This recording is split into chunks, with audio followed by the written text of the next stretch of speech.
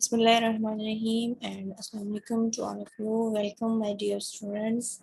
I am Zinat Naz, English lecturer, PhD scholar.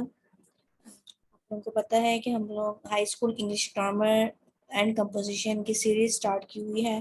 तो आज का जो हमारा लेक्चर है वो लेक्चर नंबर 4 है, जिसमें हम काइंड्स ऑफ नाउन को देखेंगे कि नाउन की कितनी टाइप्स होती हैं या काइंड्स होती हैं। और इसकी टाइप्स को देखने से पहले मैं थोड़ा सा इसका डेफिनेशन आपको बता दूं, जो कि प्रीवियस लेक्चर में प्रीवियस वीडियो में मैंने आप लोगों को बहुत अच्छे तरीके से जब पार्ट्स ऑफ स्पीच का बताया था तो उसमें नाउन को भी डिस्क्राइब किया था कि नाउन होता क्या है। और आप लोग इस चैनल को सब्सक्राइब कीजिएगा, लाइक और शेयर कीजिएगा और बेल आइकन को भी प्रेस कर दीजिएगा ताकि डेली बेसिस पे जो नोटिफिकेशन है वो आप लोगों को मिलते रहे। तो let's start our video. There is a definition here. A noun is a word used as a name of a person, place or thing. अब यहाँ पर जैसे मैंने लास्ट वीडियो में एक्सप्लेन किया था कि नाउन एक ऐसा वर्ड होता है जिसमें हम किसी शख्स, चीज या जगह के नाम, अब शख्स का नाम है तो हम कोई भी नाम ले सकते हैं, असलम, अकरम, कोई भी नेम। प्लेस हम कोई भी नेम ले सकते हैं, भावलपुर ले लें, कराची ले लें, पाकिस्तान ले लें, इंडिया ले लें, किसी भी जगह का नाम ले लें। और थिंग, लेकिन जब थिंग की बात होती है तो यहाँ पर हमें कंफ्यूजन होती है। तो इस वर्ड थिंग को क्लियर करने के लिए नीचे उन्होंने डिस्क्रिप्शन दी हुई है। अब the word thing is use to mean anything that we can think of, कोई भी ऐसी चीज जिसके बारे में हम सोच सकते हैं, कोई भी ऐसी चीज जिसको हम अपनी सेंसेस को यूज करके उसे परसीव कर सकते हैं। मतलब कि हम लोग उसको देखकर, उसको सुनकर, उसको टच करके, उसको टेस्ट करके, उसको स्मेल करके हम उसका कॉन्सेप्ट ले सकते हैं। वो ऐसी चीज, उसके नेम को हम नाउन कहते हैं।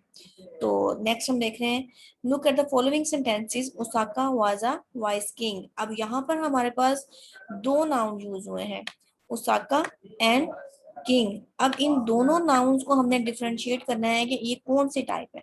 अब देखिए, ओसाका जो है वो हमारे पास एक प्रॉपर नाउन है। अब प्रॉपर नाउन क्या होता है? प्रॉपर नाउन एक ऐसा नाम होता है जो किसी एक पर्टिकुलर पर्सन का हो। हम कहते हैं countries.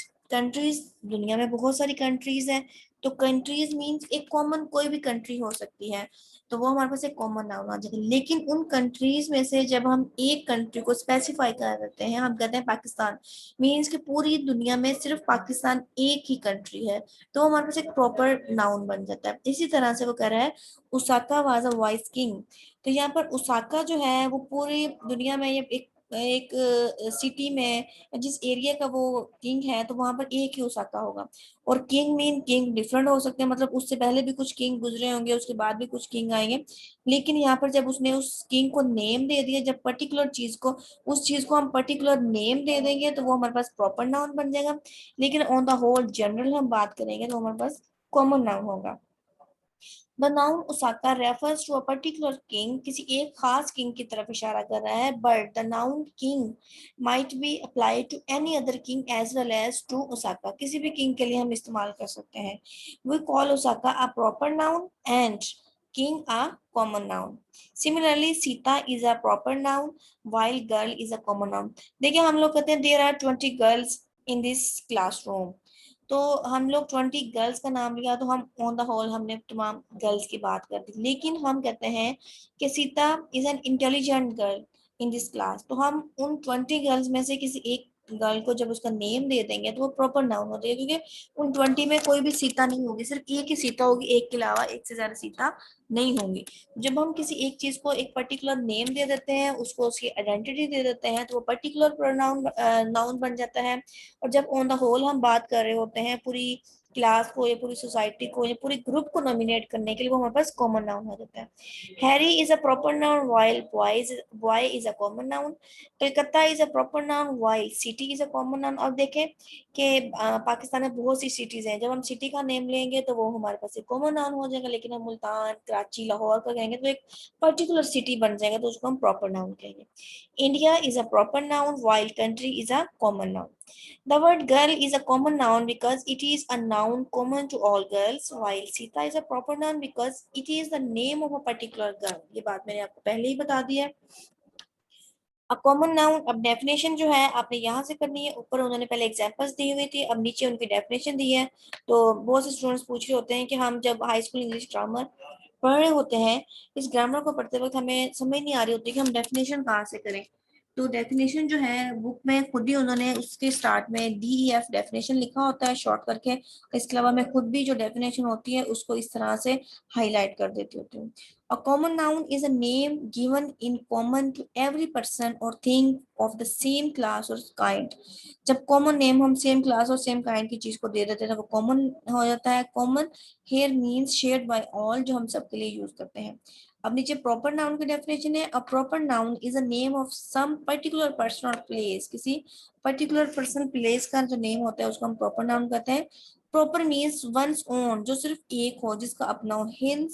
Hence a proper noun name is a persons own name. किसी भी पर्सन का अपना नेम जो होता है वो प्रॉपर नाउन कहलाता है। आई थिंक अब आपको क्लियर हो गया होगा कि क्या है आपका प्रॉपर नाउन और common noun.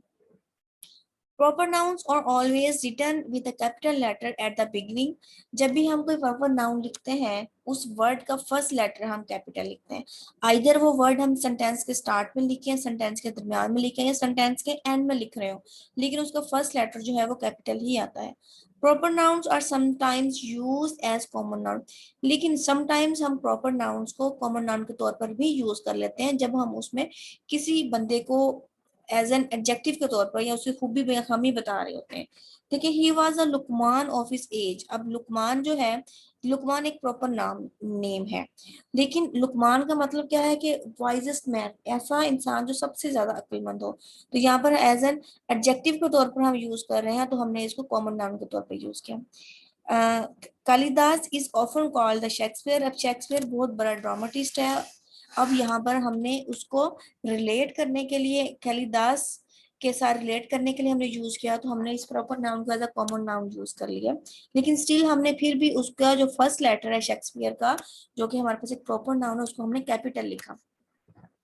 Common nouns include what are called collective noun and abstract noun. अब कलेक्टिव नाउन क्या होते हैं, एब्स्ट्रैक्ट नाउन क्या होते हैं, इनको हम फर्दर देख रहे हैं।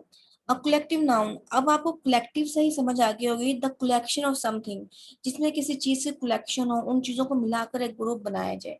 अ collective noun is a name of a number और कलेक्शन ऑफ पर्संस और things that taken together and spoken of as one whole, जिसको हम एक होल की शक्ल में बयान कर सकें, तो वो हमारे पास कलेक्टिव नाउन होता है। For example crowd, crowd mean हजूम। हजूम में बहुत सारे लोग होते हैं, मीन्स उसमें ओल्ड भी होते हैं, यंग भी होते हैं, फीमेल भी होती हैं, मेल भी होते हैं, बच्चे भी होते हैं, बूढ़े भी होते हैं, यंग गर्ल भी होती है।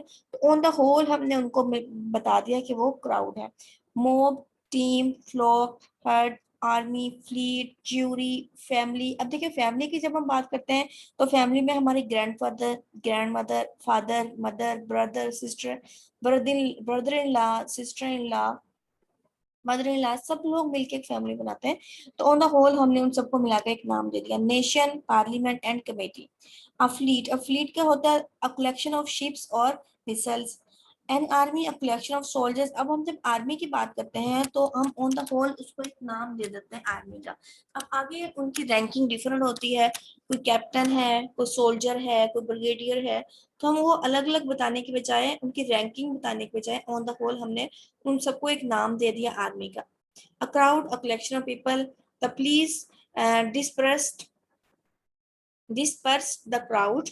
तो the French army was defeated at Waterloo. अब यहाँ पर फ्रेंच आर्मी, उसके साथ हमने आर्मी के साथ ये भी बता दिया कि कौन सी आर्मी है, फ्रेंच की है, पाकिस्तान की है, इंडिया की है।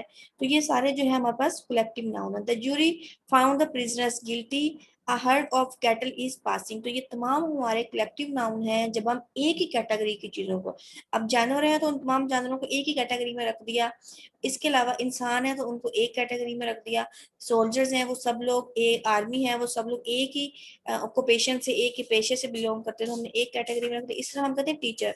तो टीचर में डिफरेंट टीचर्स होते हैं, मीन्स कोई इंग्लिश का टीचर है, कोई बायो का टीचर है, कोई मैथ का टीचर। तो ऑन द होल हम उनके टीचर के साथ ये टैग नहीं लगाते कि इंग्लिश टीचर, उर्दू टीचर, हम ऑन द होल उनकी एक कम्युनिटी बना देते हैं, एक ग्रुप बना देते हैं, हम कहते हैं ये टीचर्स हैं। क्लियर। नेक्स्ट हमारे पास आ जाता है एब्स्ट्रैक्ट नाउन। एब्स्ट्रैक्ट का मतलब होता है ऐसी चीज जो हमारे माइंड के अंदर मौजूद हो, जो फिजिकल एग्जिस्टेंस ना रखती हो, जिसको फिजिकली हम ना देख सकें, जिसका फिजिकल स्ट्रक्चर मौजूद ना हो। An abstract noun is usually the name of a quality, action or state considered apart from the object to which it belongs. ये एक ऐसी क्वालिटी है, एक्शन है, स्टेट है जो हमारे माइंड में मौजूद होता है। अब देखते हैं क्वालिटी क्या है। हम कहते हैं goodness, kindness, witness, darkness, hardness, brightness, honesty, wisdom, bravery. अब हम किसी की ऑनेस्टी की बात करते हैं तो क्या ऑनेस्टी की कोई शक्ल है? हम कह सकते हैं कि ऑनेस्टी राउंड शक्ल की है या स्क्वायर शक्ल की है या ट्रायंगल शक्ल की है? नहीं, ये सिर्फ एक क्वालिटी होती है किसी इंसान के अंदर, जिसको हम अपनी सेंसेस को परसीव करके उसको जज कर रहे होते हैं, उसको सेंसेस को यूज करके उसको परसीव कर रहे होते हैं, जज कर रहे होते हैं, लेकिन इसकी इसकी फिजिकल कोई स्ट्रक्चर नहीं होता। एक्शन, देखिए लाफ्टर, हम मुस्कुरा रहे होते हैं तो क्या हंसी, जो हमारी हंसी होती है उसकी कोई शक्ल होती है? नहीं होती। Theft, movement, judgment, hated. अब जब किसी को हम जज कर रहे होते हैं तो हम उसको अपनी ऑब्जर्वेशन से कर रहे होते हैं। हम जजमेंट से यह नहीं कह रहे होते कि हमने उसको जज किया है तो हमारी जजमेंट राउंड शक्ल की है। तो ऐसी चीजें जो जिसका हमारे माइंड में कॉन्सेप्ट हो बट फिजिकल एग्जिस्टेंस ना हो, फिजिकली वो चीज उसका स्ट्रक्चर मौजूद ना हो। State, childhood, boyhood, youth, slavery, sleep, sickness, death and poverty. अब डेथ हम कहते हैं फलां बंदे की डेथ हो गई है, उस बंदे को तो उसकी डेड बॉडी को तो हम देखते हैं, लेकिन उसकी डेथ जो है, उसकी जो मौत है, उसकी मौत की कोई शक्ल नहीं है, सिर्फ हम उसको मरा हुआ देखकर परसीव करते हैं कि इसकी डेथ हो गई है। ये हमारे पास होते हैं एब्स्ट्रैक्ट नाउन। अब आई थिंक आपको क्लियर हो गया होगा, एब्स्ट्रैक्ट नाउन वो होते हैं जिसमें हमारे पास कोई चीज फिजिकली मौजूद ना हो, फिजिकल एग्जिस्टेंस ना हो, उसका फिजिकल स्ट्रक्चर ना हो, जस्ट हम उसको देखकर, उसको ऑब्जर्व करके उसका कॉन्सेप्ट अपने माइंड में परसीव कर रहे हो।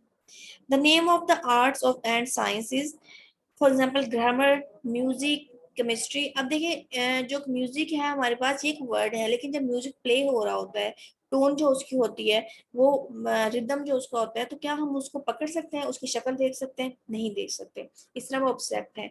और ऑल्सो कॉल्ड अब्स्ट्रैक्ट नाउन्स।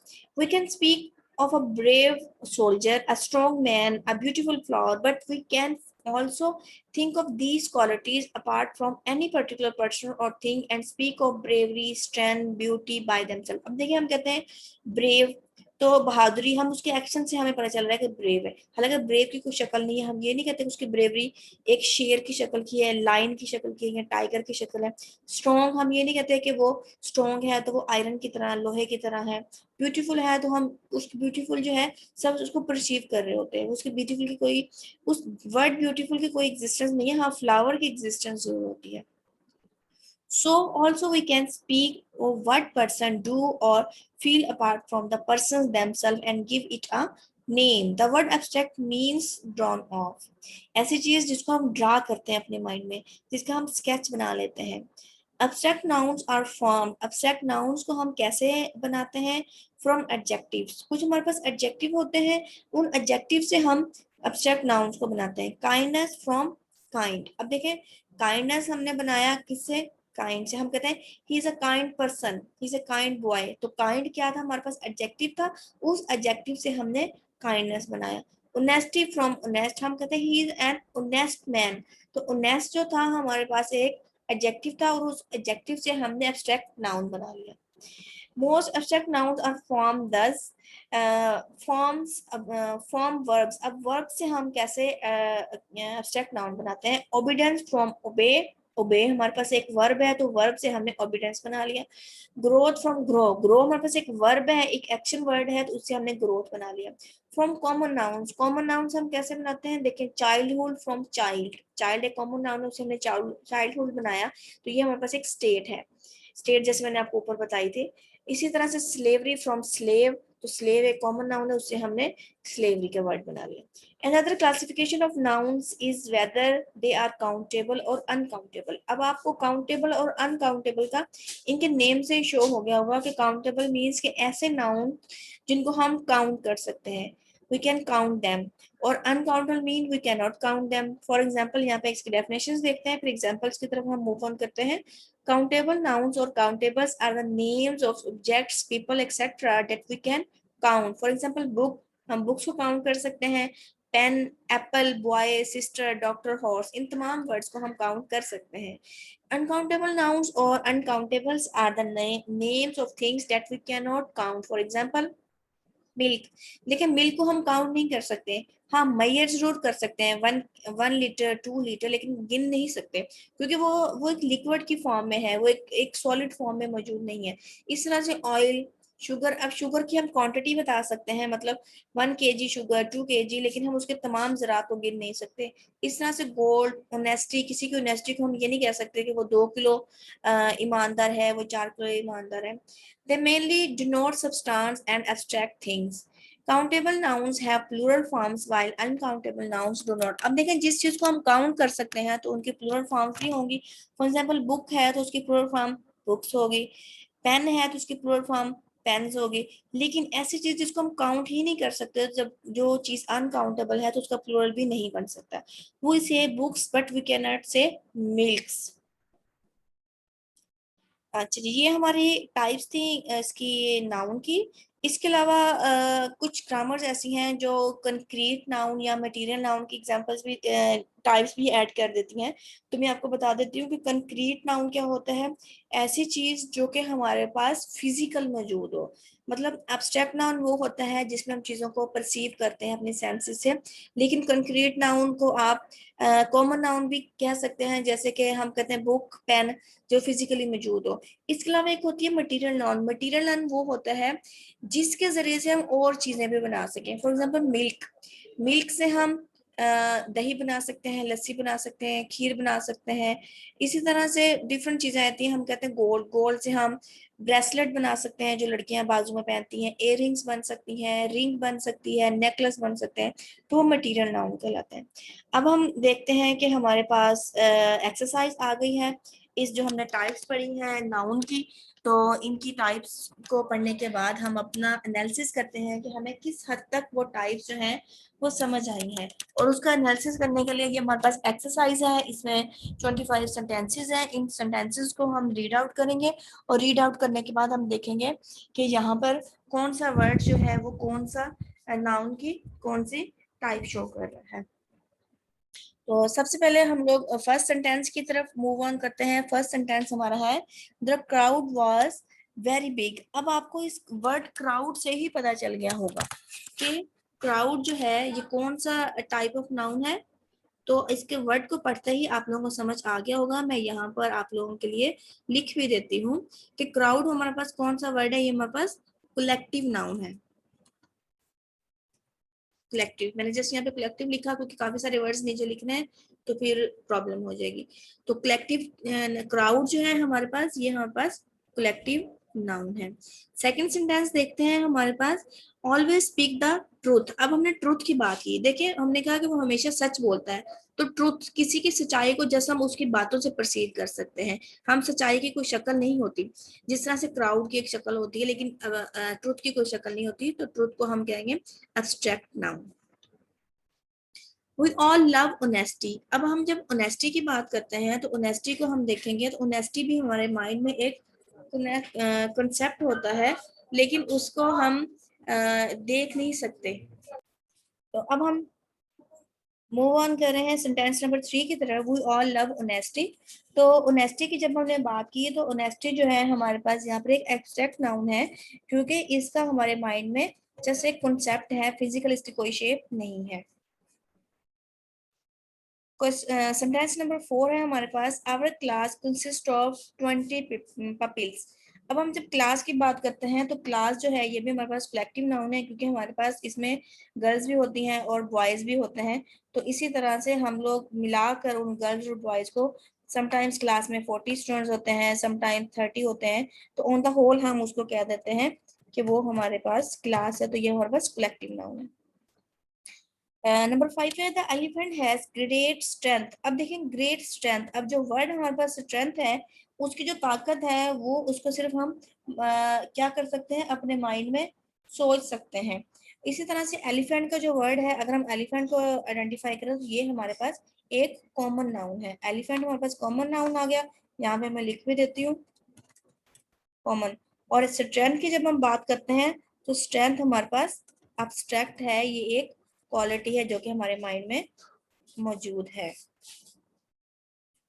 थोड़ा सा नेक्स्ट सेंटेंस में चला गया है, इसको ट्राई करते हैं कि जो पीछे आ जाए।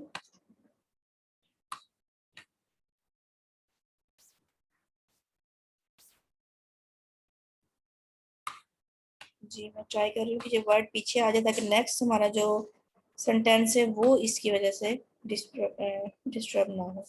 ठीक है, हम लोग आ रहे हैं सेंटेंस नंबर 6 की तरफ।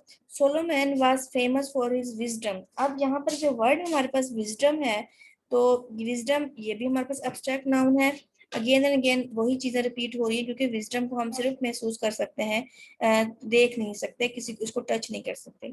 Cleanness is next to godliness. अब क्लीनलीनेस जो हमारे पास वर्ड है, ये हमारे पास जो है ये हमारे पास एक एब्स्ट्रैक्ट है, क्योंकि हम उसको सिर्फ अपने सेंसेस से परसीव कर सकते हैं, टच या देख नहीं सकते।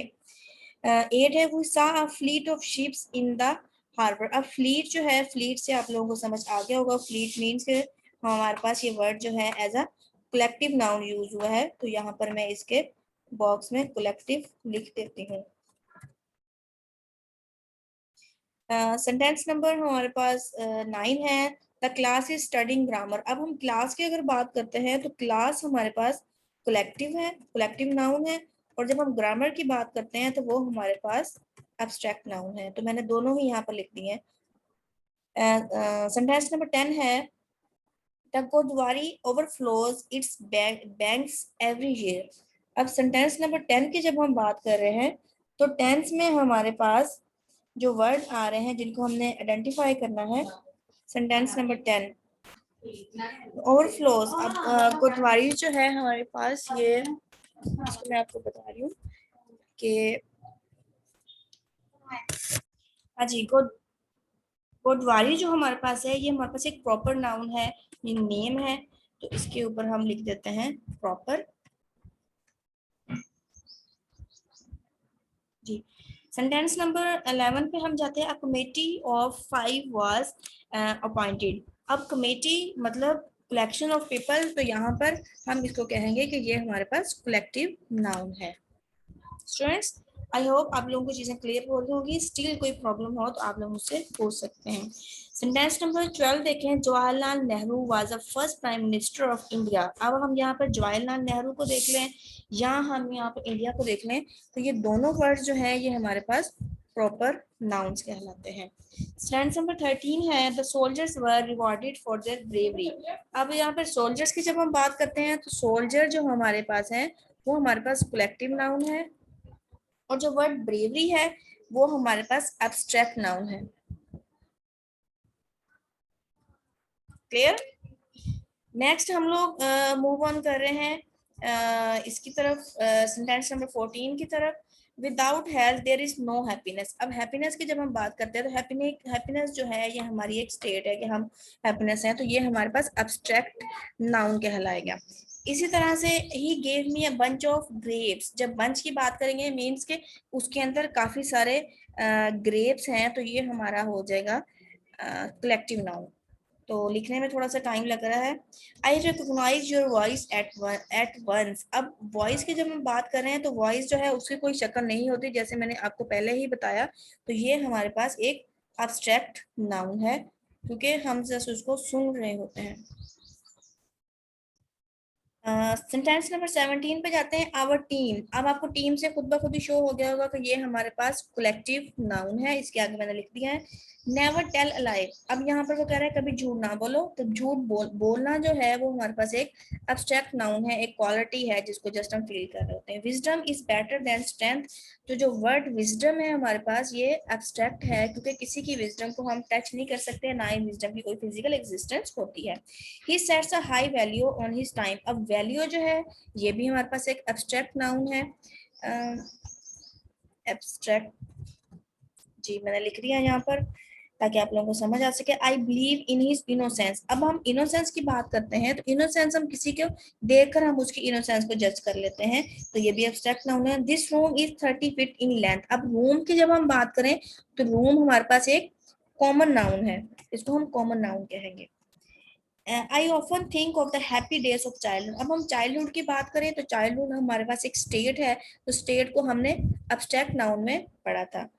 सेंटेंस नंबर 24 है, the street of some of our cities are noted for their crookedness. अब सिटीज की बात करें तो ये हमारे पास एक कॉमन नाउन है जिसको हमने आइडेंटिफाई करना था।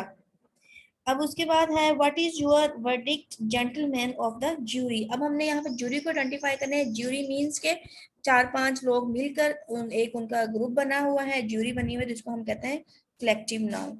आई होप आज का लेक्चर आप लोगों को समझ हो गया होगा। इसकी एक्सरसाइज कीजिएगा। Still if you have any problem you can ask me. And video को लाइक शेयर एंड कमेंट जरूर कीजिएगा। आपके जो कमेंट्स होते हैं जब आप लाइक करते हैं तो हमारे लिए बहुत बड़ी मोटिवेशन होती है। Thank you so much. Stay blessed, stay home, stay safe.